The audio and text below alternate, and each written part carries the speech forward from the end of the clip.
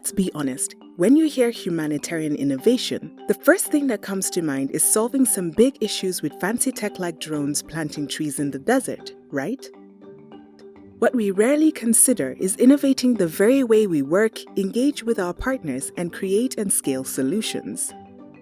Meet Nancy, a health advisor at a large NGO who is currently focused on finding a solution that enables healthcare providers to access the health and immunization records of people who are frequently on the move due to climate change. Nancy went to her colleague Suleiman, an operations wizard, and together they wrote a concept note. With contributions from the regional and global offices, and after numerous email exchanges spanning 3 months, they have finally drafted a proposal. Funders loved the idea and approved a pilot. Suleiman and Nancy prepared the terms of reference for the vendor. The legal team drafted a long contract. And 6 months later, Nancy still doesn't have a supplier. Q Dembe. His tech startup is working on blockchain-powered ID, helping you access all your data anywhere in the world. Think twice before you ask him how it works, unless you have the whole day. Dembe might just be the perfect fit for Nancy and Suleiman, but his startup, like many small social ventures in the global south, lacks the resources to handle the extensive paperwork required by NGOs, and he hasn't got a legal team to protect his intellectual property, IP. Dembe also worries what would happen if circumstances change and the original plan is no longer viable. What if the solution does not work as expected? Failing is a natural part of the innovation process, but NGOs often struggle with this reality. Off-the-shelf solutions are rarely available or appropriate for local challenges.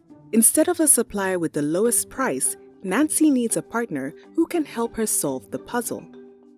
Dembe needs partners who are willing to experiment and co-create a solution together. NGOs have built robust accountability mechanisms, ensuring the funds entrusted to them are well spent and secure. This in turn makes them less agile, especially when it comes to innovation. Startups are beaming with ideas and can operate fast, but are often small without sufficient cash flow or bureaucratic support required by NGOs, and they worry about their intellectual property. To adapt to the space where innovation thrives, humanitarian innovators need to, innovate. Now imagine this scenario.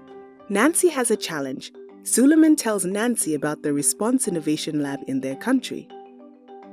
The Response Innovation Lab team put her in touch with Dembe, whom they supported with financial and management skills training. RIL suggested Dembe and Nancy sign a partnership framework agreement that protects both their interests. Suleiman helped Dembe navigate the challenges of the humanitarian system.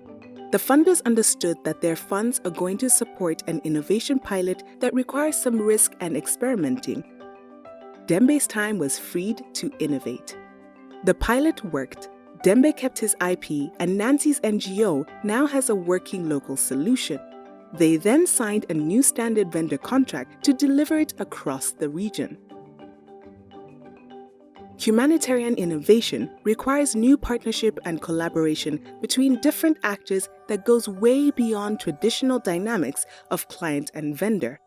They can be NGOs teaming with startups to pilot new technologies like Dembe and Nancy. They can be NGOs and large companies innovating supply chains for life-saving supplies, or universities and research institutions helping NGOs with new knowledge and technologies. Response Innovation Lab has a repository of resources to help innovators. Please do get in touch. Reach out to us to find out more.